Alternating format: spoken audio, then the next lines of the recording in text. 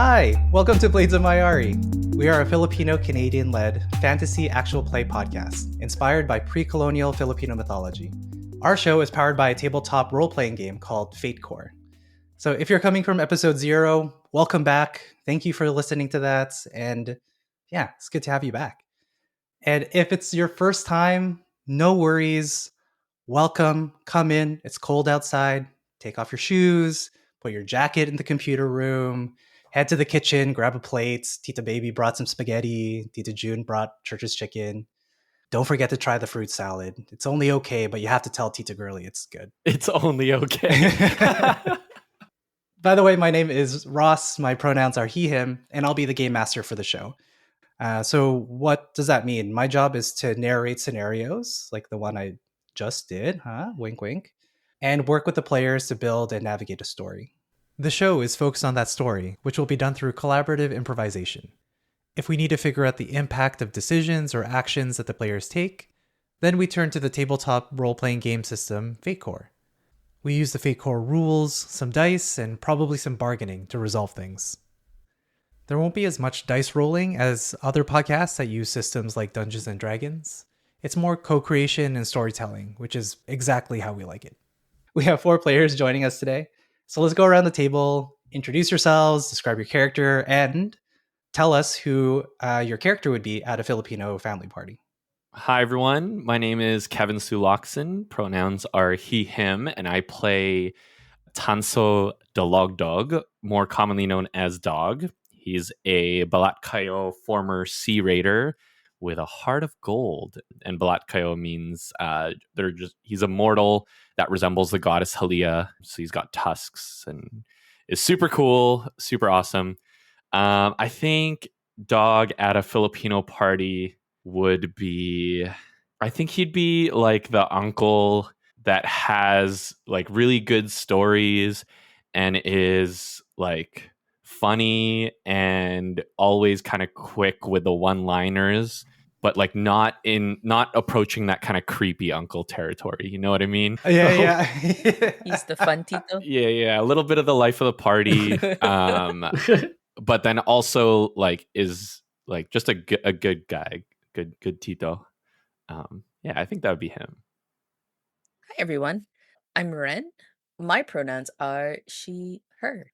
I play Athir of the Blue Maw, or shorter, Athir. He is kind of a slender, muscular boy with feminine features. He's really strict, though. But he's accompanied by like his happy-go-lucky snake friend. Who would Athir be at a party? He's like that one cousin that everybody had high expectations for. They'd be like, "Oh wow, he's such a genius when he was a young boy, and he could have been, a doctor, a surgeon, and a lawyer." And he ended up being, like the definition of he went to art school.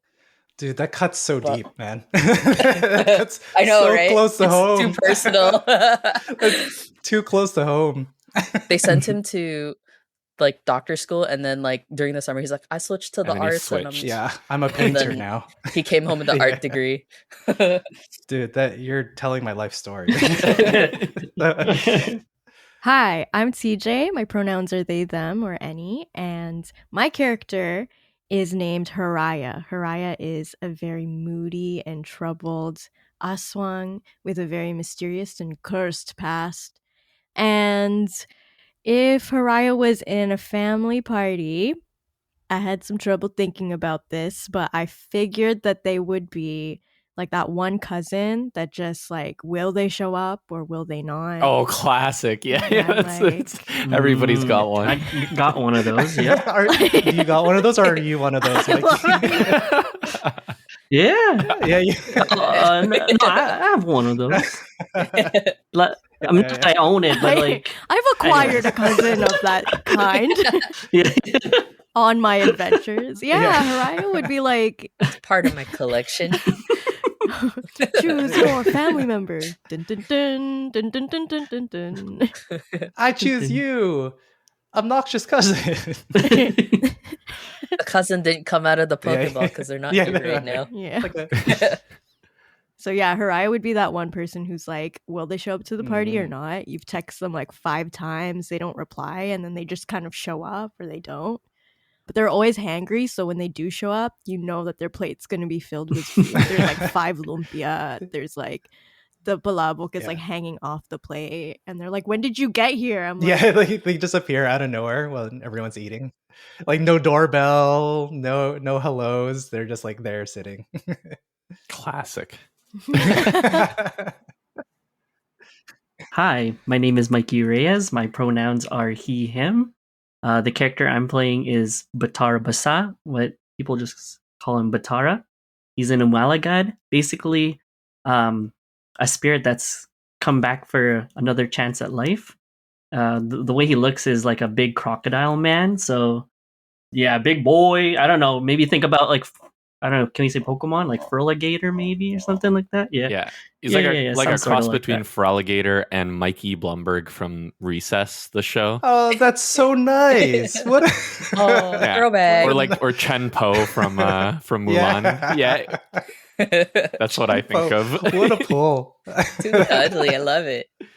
And yeah, and he likes to cook. So so I think that like comes into being at the Filipino party, the mom that likes to share the recipes and tells everyone to eat right when they come in. So it's like, come on, you have to try my gotta try my ensamada, or you gotta try my like the like desserts, or like, oh, my sinigang is like, it's better, like you have to try this. I tried this new hipon, like, I don't know. That tita that's like, oh, you don't like anything here? It's okay. I'll make you some okoy. Yeah. 100%. Just sit down. Just Like, willing to just make like, something new. 100%. Yeah. Okay, awesome. I think that's a pretty good description. I have a clear idea of who everybody is. I think that's it. The only thing left to do is to dive right in.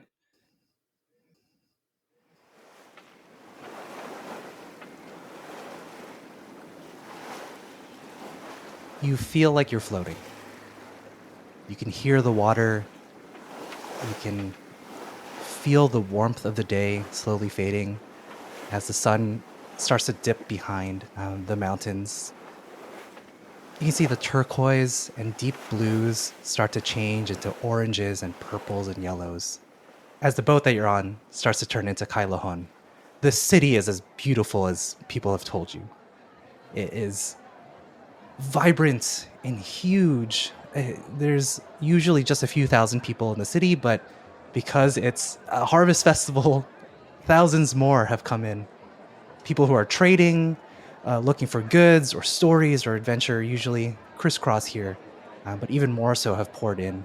You can see all the lanterns, you can smell all the cooking, you can hear the kulintang gongs resonating into the distance and getting louder and more rapid and resonant as you get closer and closer to the ports.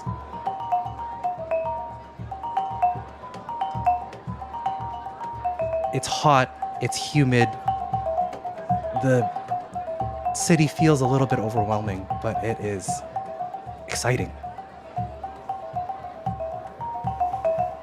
You see in the corner of your eye a pair of birds.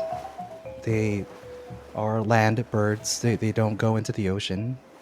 You also see a seabird flying towards you. It is big, it's ugly, but it is majestic as it starts to fly through the air. You feel a rumble. Even on this boat, the water starts to sway. This cove is supposed to be well protected, but the water starts to undulate kind of violently all of a sudden. And this dark smoke starts to billow over the mountains to the north. Everything it touches starts to decay and fall away and rot. These two birds that you've had your eye on start to panic. They start to look at you and they fly into the smoke as if they're trying to give you a shield, trying to protect you from the oncoming danger. This giant, ugly seabird is squawking at you as if it's trying to tell you to run as far and as fast as you can.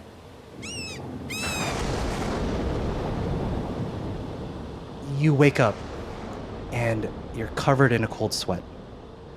It is that time of day. It's dusk. The day is turning into night, and you feel tense. Kevin, could you describe your character as they wake up from this intense dream? Yeah, so Dog wakes up in that cold sweat, as mentioned, kind of in the quietness of his small hut by the water, just outside the cove that is, full of other fishermen and craftspeople. But Dog has chosen kind of a more isolated part of the cove, and he takes a moment to remember what just happened in his dream and how bizarre it was and how strange it was. And he doesn't think too much behind any sort of meaning. He's had dreams before. One's even crazier than this. He's lived life with adventure much crazier than what just happened. So he kind of, brushes off the memory of that dream. But I think he can't help but wonder, like a lot of his other crazy dreams, he can't help but wonder what might the bigger meaning be behind it. But he forgets that and quickly gets out of bed and does all the things that he usually does when he wakes up at night. And I think he, leaves his hut and goes towards the water to listen to the ocean. As you're getting ready and doing a kind of nightly routine, usually start to prepare dinner at this time, and you go and check one of the clay jars that are holding your dry rice, and it's empty. There's nothing much left. So you either have to eat kind of what's there, which isn't very much, or go into the city and pick up some more groceries essentially before getting your eats on. Yeah, and it's Dog has kind of like forgotten that he had eaten most of his rice, and so he takes a trip into the city every now and then to trade his fish for supplies. And so it's like, oh crap, I guess it's that time again. I gotta head into the city. I don't think he really planned his day really, or his week really well accordingly. So he's just like, oh well, I'm gonna have to head to the city tomorrow to get more rice. Otherwise, I just have to papak this fish. Just eat it without any sort of kanin rice, which is terrible. And so Cool. I'm going to compel your trouble. I never make mistakes. yeah. As you're thinking about this, you're like, oh, I'll go tomorrow. And then as you kind of turn back to the city, you can see that they're preparing to shut down. The main part of the festival is tomorrow. So you either have to kind of wait until it dies down a little bit, or that the shopkeepers kind of go back to their stalls, or you kind of have to go tonight. That's really your options, unfortunately. Okay, so yeah, Dog takes a look towards the city, and then it clicks, and he realizes the timing of the festival, and he hears, and he realizes that it's his stomach, and he's like, oh, I can't wait. So yeah, he grabs a bundle of he's got some fish that he's keeping in a one of his, I guess, like a bag.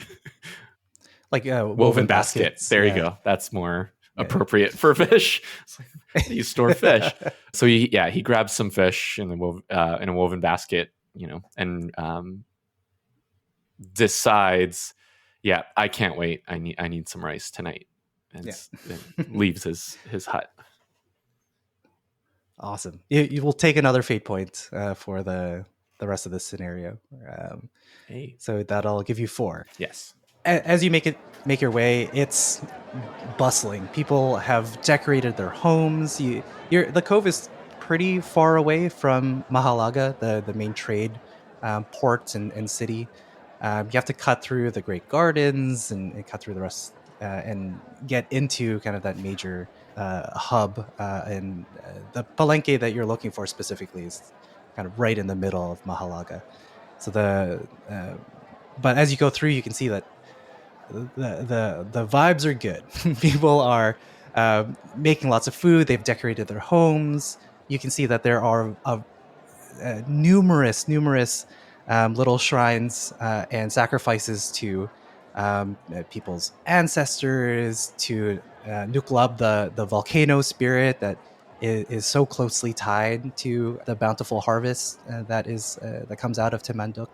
There's just like so much going on around every corner. There's just like kids running into you and giving you a stink eye and laughing. You finally make it into the main palenque, and it's packed because you, along with all these other people, have realized this is probably going to shut down because the party's going to be all over the place. So I head to the closest, I head to a stall that has what I'm looking for, which is rice, and I greet the stall owner, and they say, "Hello po, I'm looking for rice. I really need rice to eat with my fish, and I'm willing to trade some of this fresh fish that I just caught this morning." This shopkeeper is really familiar with you. You treat her with lots of respect. You treat her with like kind of this professional courtesy, so that you know people don't get that you'll get good deals from her. So you present it in a way, your relationship in a way that is very like cordial. But Tala, the shopkeeper, just kind of snickers at you. She's this. She kind of looks like a ball of a woman, old, wrapped up in layers of beautiful cloth and wraps. They're not very fancy. They're not silks and things of that nature, but you can tell that it's well taken care of, that it's been passed down. So she is literally wrapped up in the love of her ancestors, because all of this is from them, woven from them. And one of the things that kind of attracted you to her, you can tell that she really cares about people. The care that she gives the other people that are buying from her, and the care that she's always given you is obvious. She gives you like a coy like smile and giggle as she knows the gig, she knows the bit, and she says, "Oh, sure, yes, sir, of course. I have some here. I think this fish looks really good. Yeah." And she kind of pulls you closer, or like waves you in closer.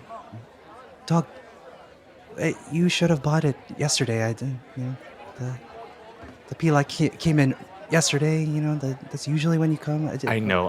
I was just so busy. I thought that I could get some rice tomorrow. I didn't really plan it out, and I got caught up catching fish, and I took a nap. And but I'm here now. And it's fine. And I would love some of your rice. Okay.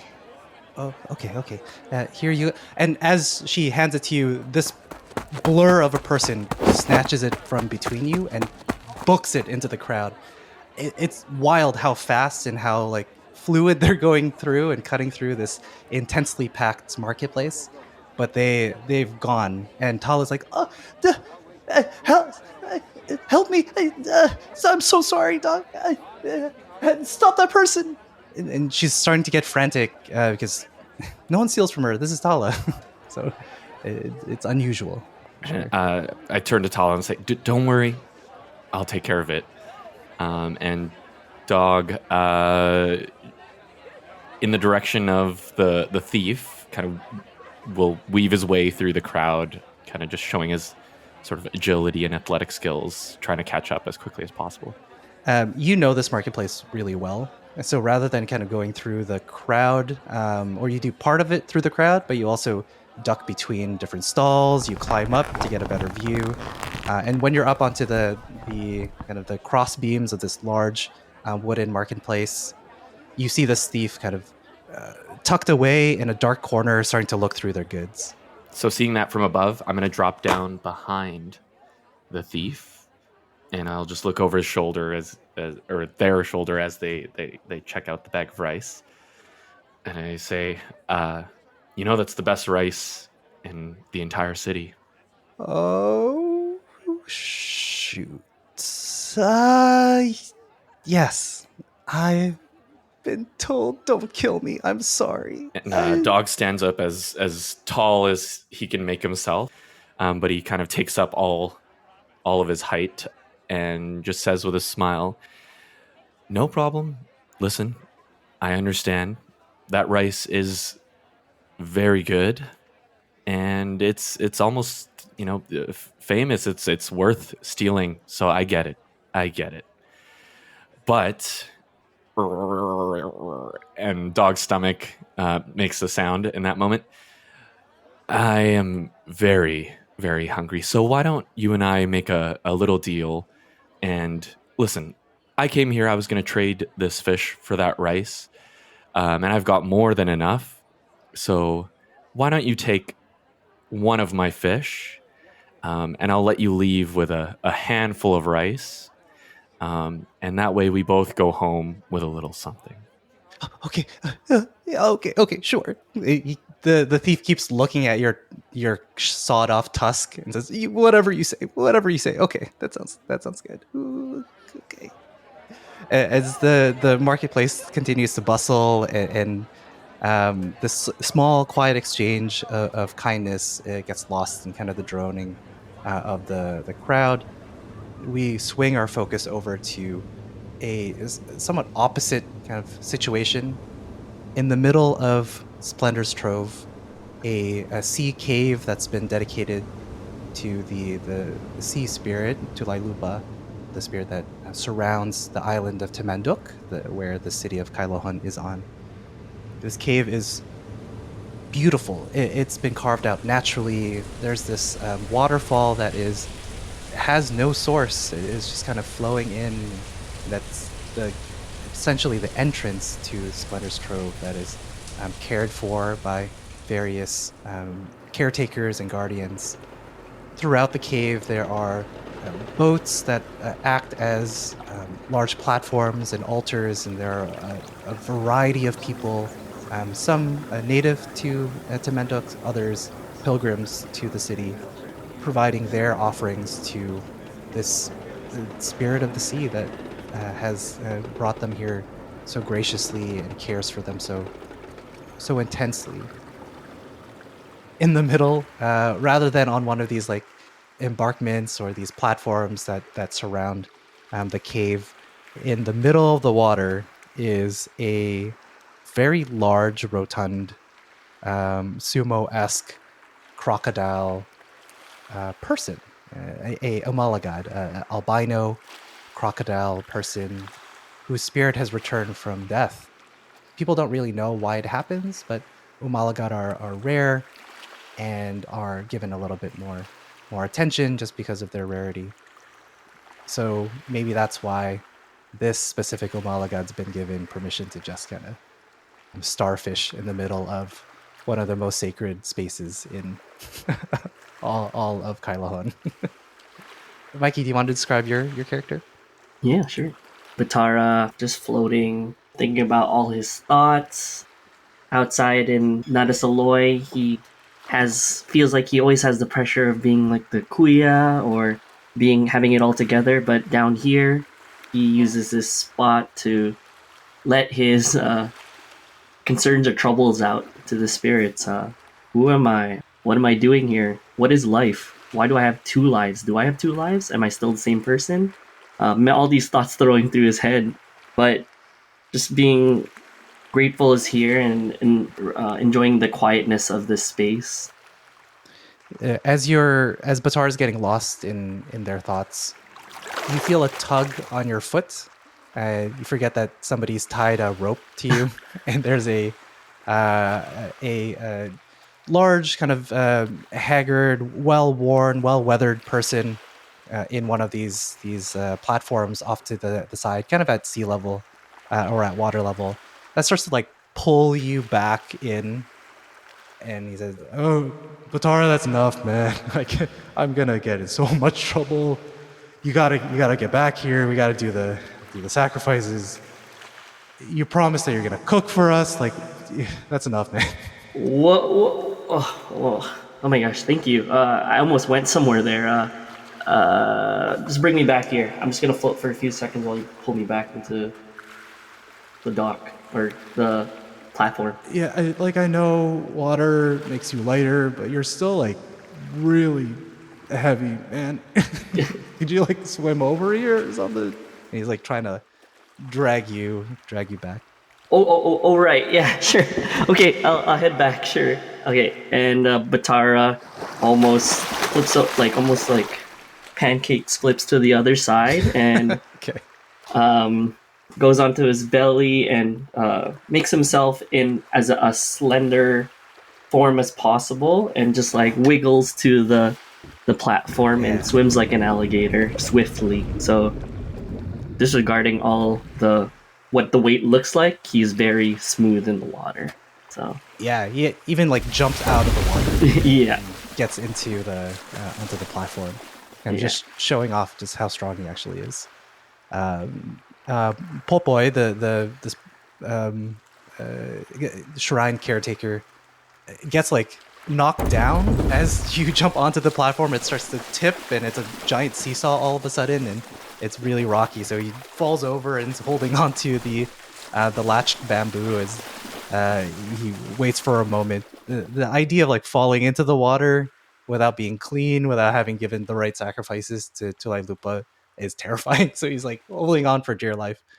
Um, and for whatever reason, the your palayok, the large clay pot that you have that's been simmering on the side here, doesn't get knocked over. It kind of like, because of its size and because of all the broth that's in it, it kind of just undulates with the movement and just stays put somehow. Popoi looks at you as he kind of wearily gets up and says, "Oh, okay. I don't know what else to put in there. It smells good, man. But like, you sure this is enough to like feed all the pilgrims here?" Well, po' boy, you know me. I've been through this many times. This is my thing. I love to cook. I love the smell. I love the vinegar. I love the soy sauce. I love the meats. There's just so many possibilities. Pork. Yeah, Batar, I get it. That's not an answer to my question, but okay. Oh, I'll believe you, man. yeah, my mind tends to go somewhere. So, I think I'm. Can you repeat the question, please? No, no, I think I'm good. And he starts to like, there's a little, Don't worry, I got he does like the finger guns. Yeah. yeah. Hey, I got you. Yeah, thinking he knows what he's talking about, but no, he'll figure it out somehow. Popoi rings a gong that's near him a single time, and the resonant sound of this brass gong is it's so healing. It's as if the water as well as the cave walls are reflecting this singular sound. And people who are deep in their prayers and their rituals kind of look up and they realize that, oh, it's time to eat. It's time to come together as a community in the way that Tulai Lupa really appreciates. The spirit is really lonely. It's been known to be very lonely. So having a meal together, having all this time with them is so fulfilling. So the meal is such an important part of the daily ritual that Popeye is nervous as everybody starts to get to gather. Batara, you start to like ladle out the food. What are you cooking? What did Batara make? Today's meal today is adobo. So when I was saying those ingredients, we're gonna have some pork adobo today with some soy sauce, vinegar, a little bit of garlic in there, and all these ingredients came from different islands. So from the Kaylahon trade. I let the food speak for itself. You're kind of like presenting the food in such a like charismatic way. Like you really love this food, and you really love Batara really loves cooking for people. So as he's ladling out this like soupy version of adobo, like heavy in the sauce, and the rice is cooking perfectly made on the side. Um, it's as if your palayok just kind of has more and more to give, in the same way that Batara always seems to have more and more to give to people. The crowd seems to settle, and they start to dig in, and satisfied murmurs kind of echo through the cave. and you swear in the corner of your eye you see a massive manta ray. It might have just been the shadows from all the fires and candles and lanterns that are burning, but Batara could swear that it is this giant manta ray coming to the surface and then descending back down into the depths.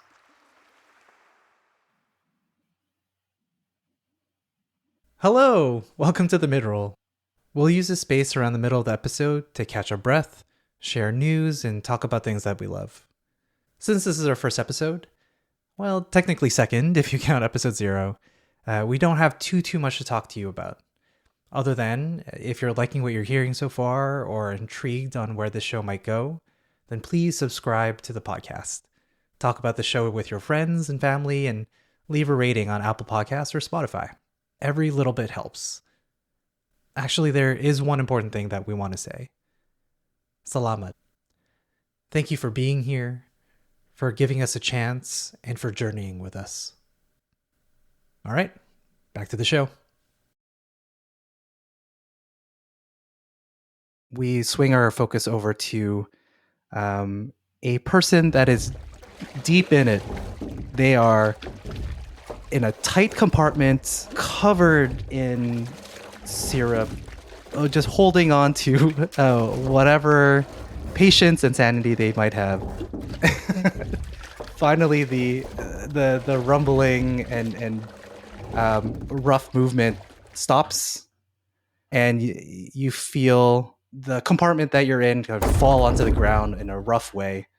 And you hear somebody from outside kind of muffled and murmured because of the wooden compartment that you're in. Where are they? Hello? Where you're supposed to be in this compartment? Where are you? He starts to like fuddle and deal with this giant barrel that he's been carrying. He opens up the top. Knuckle, you're not supposed to be in there. You're supposed to be underneath. I said go Underneath? underneath. There's a compartment for you. Why are you in the whole syrup? Boy, Yeah. you mean to say I wasn't supposed to be in this barrel of syrup this whole time? No, I said the door. The door. He points on the side, but he's kind of like not really pointing at the right place. He's kind of pointing generally at the barrel. The door. How am I gonna sell all this now? It's gonna taste like person. Well, it wasn't even that good anyway. Kind of grumble under my breath. Hey, you can make fun of my belly. You can make fun of my breath. You cannot make fun of my toho. I'm very proud of this syrup. As you like start to climb out, covered in this like a liquid brown syrup, you can see that another compartment that he's been carrying is full of silken tofu, and another compartment that's smaller is full of these tapioca pearls, small little pearls. He's kind of like trying to damage control. He's not really sure how he can make this all work, but he's looking over his stuff. TJ, do you want to describe your character? Hiraya's hair, filled with syrup, is very long and braided, reaching down to their lower back. Their eyes are a deep red, especially now with this frustration of being covered with this sticky substance. And just like one little tension mark, little tension vein on their forehead, trying to keep it cool. Hiraya climbs out slowly and stickily. Is stickling even a word? Hiraya climbs out of the barrel, one hand after another. Syrup kind of just dripping off of their hands. As they finally climb out of this big barrel of syrup, they kind of give a disgruntled look and once over at Boy. As Hiraya looks around, they see that there are other Tahoe vendors doing exactly the same thing. Whether when they open up their hidden compartments to their carts or the barrels that they're lugging around, people fall out, goods, little scrolls made up of strips of bamboo are taken out of some. It seems like, and you know this because you paid for this service, but the Tahoe vendor network here at Kaylahon is robust. They are one of the best smugglers and information traders in all of the islands, and Kaylahon is a hub for a lot of them. The people that are climbing out and trying to kind of make their way in are here for a variety of reasons. Either they're running away, you can tell that they may not have been able to afford the passage to make it to Kailahon for either the festival or to speak with the Baibailans here, who are well known for their wisdom and their power. And you, Hiraya, feel it all deeply. This anxiety, this hope, this sadness, the worry, and it starts to. It feels like it's literally putting its claws into the anger that's in your body and dragging it away and replacing it with something else. As Hiraya feels all of the emotions and complexity around them, their red eyes kind of soften into a more warm honey color, and they just sigh. All right, boy. What do I do about this syrup? Where's the closest creek or something? He points kind of backwards to the opening of this large warehouse that you're in. You can see that you're right by the water. You're not really sure where you are, but to the west of you is a large forested area full of housing. And further out, you can see the pink sands surrounding what looks to be a trade port part of the city. He points out and he says, yeah, just there. Thank you for using my services. I hope we are able to work together again.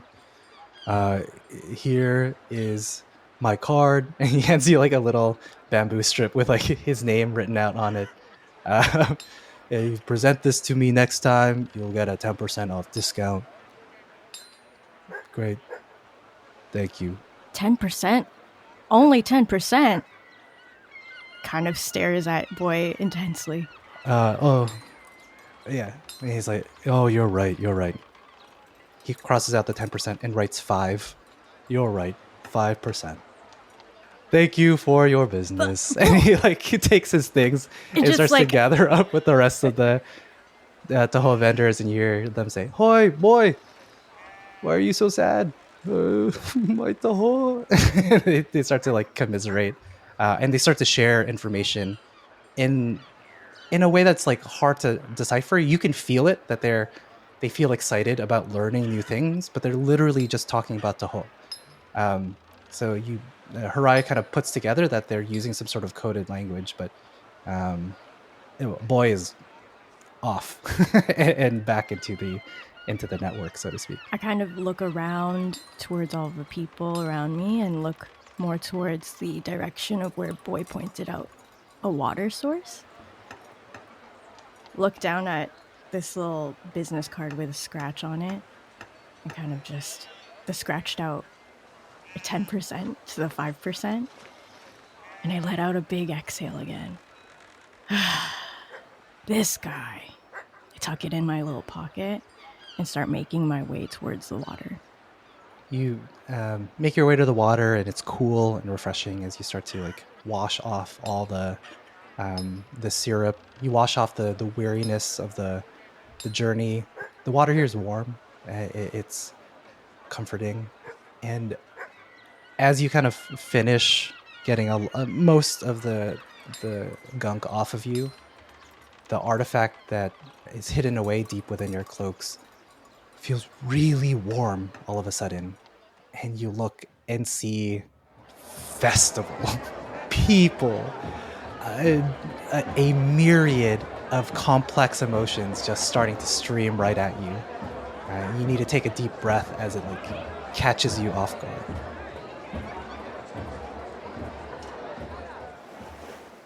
We move our focus over to another boat that is sailing into the port. It's huge, multicolored sails that have caught the wind in such a practiced and well-mannered way start to fold as the water brings the boat into port. The city is a little overwhelming, to say the least. The person that we see is not familiar with all of this. They just have the direction of seeing Bailan Sahisa at Castle Paro Paro. It's not even really clear who that is, what they look like, or what is Castle Paro Paro. But they're intent on following this direction.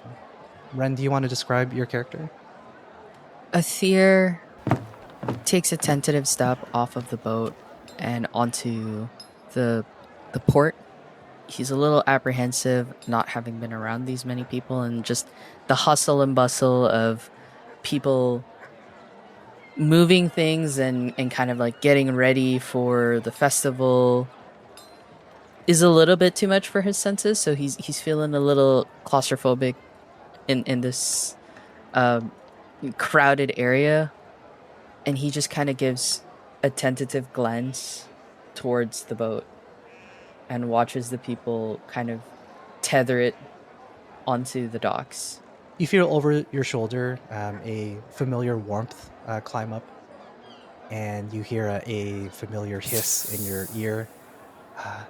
Kuya, Athir, don't go back on the boat. Don't go back on the boat. Lolo is going to be so mad if you go back on the boat. You have to go find Bailan Sehisa, okay? I don't even know who that is. He introduced a bunch of people to me before we left, and I never met them before. Where am I supposed to go? I don't know. It was also kind of just a picture in our heads. So I don't know if introduction is the right word, but Is it even a current picture? Is this what this person looks like now? I don't know. And this snake is like looking all around them. They're pretty nervous. They're coiled tightly, just hugging your shoulder. And he says, maybe ask somebody. I'm just gonna go back here," and starts to slither back into your back, into your clothes. But you can see like the tip of the nose and the tongue is like flicking in and out of the back of your shirt as you make your way through the port.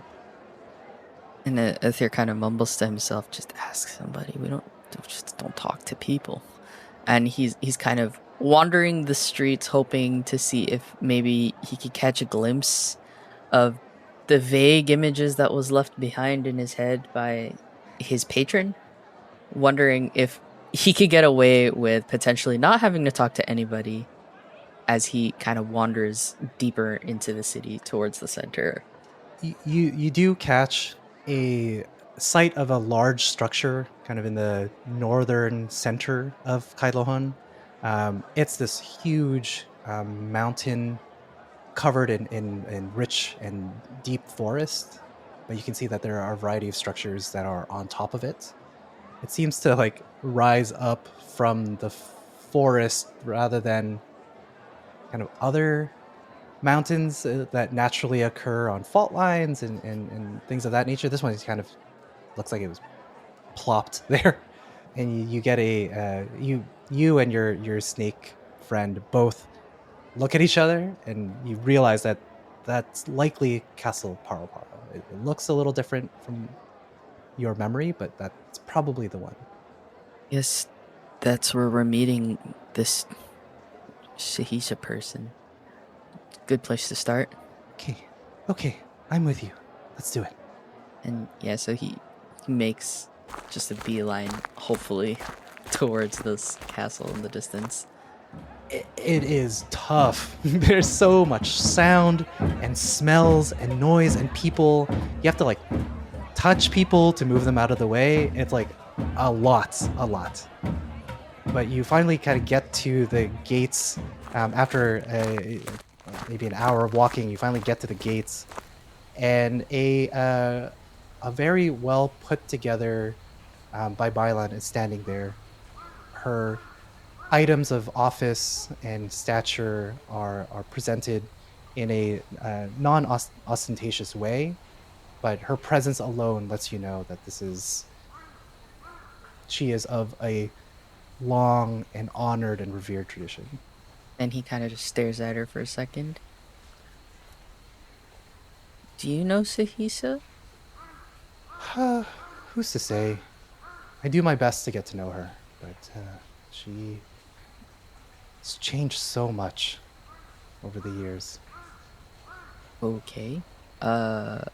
He's like sly smile appears on her face. I'm Bailan Sahisa. It is a pleasure to meet you, warrior of the Blue Maw. And he kind of straightens up a little bit at the fact that she recognizes who he is, not having been out in the mortal realm. Aether's kind of confused and not really sure how to take it, and Sahisa looks down at the mark of the turtle on your arm and kind of the various tattoos, and she also smiles again and says, you can come out as well. I'm not gonna bite. Aether just glances on his shoulder. He's like, oh, you showed up. And the snake behind you kind of slithers up and says, hi, hello. Yeah, when a Bailan calls, the spirits answer. Hello, Paul, I am Robinson. Nice to meet you. I'm not gonna eat people, I promise. Maybe, I don't know. The Blue Maw says you're not allowed to. Maybe. Not maybe, you're not allowed to. Oh, okay. Sahisa kind of giggles at the two of you. She looks at the both of you and says, I can really... when people love each other, it's really obvious. I think that's really beautiful. And Aether kind of wrinkles his nose at that. We have lots to discuss. Please come in. As she ushers you in, butterflies kind of appear out of nowhere and are luminous and beautiful, and they start to line this dark hallway through this naturally formed stone tunnel, essentially, giving you a path to follow. But before you take your step into Castle Paro Paro, where Bailan from all over the islands are trained, one of the many ways to engage with the tradition and to follow the calling. Here, people are trained by experienced Bailan that are committed to passing on the tradition in a specific way. Before you take that step, the earth quakes. Robinson says, wait, what's going on? Sahisa looks around and says, it's probably Nuklub, and she's looking at the volcano. Baby boy's probably a little hungry. It happens. It's okay. We can come in. And before the feeling of calm and reassurance comes back, the earth shakes again. All of you feel it. It is immediately violent and then immediately calm. Wherever you are, you see a crowd of people start to run towards the coast, run towards the cove. They're climbing over each other, trying to see what's going on. And this sense of curiosity very quickly changes into the sense of fear. Hiraya, it's a lot. You kind of fall to your knees as all of the people that are around you start to grip their chests. Some of them scream. Batara, the people around you have dropped their bowls and have tried to climb up to see through the waterfall what is going on. The really crowded marketplace is a really dangerous place for it to start to become really chaotic. And you can hear Bailans and trainees up above you, Aether, and the people around you start to peer over. And in the distance, a violent shake emanates from what appears to be a small point. The earthquake continues, and the structures around you start to shake. Many of them are made of wood, so they are built to withstand the seismic activity. but the festival decorations fall, and animals are starting to get afraid and nervous, and they start to try and break out of their cages and their pens.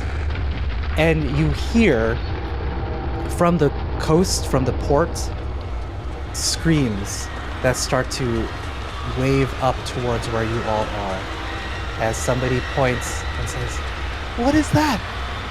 What is that?"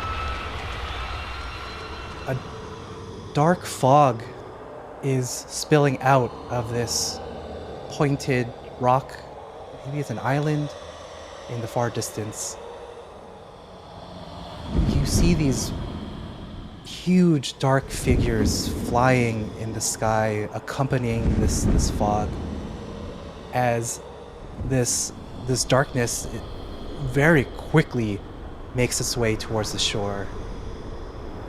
And as it makes landfall, you hear the most terrible screeches and screams as figures start to pour out of the fog.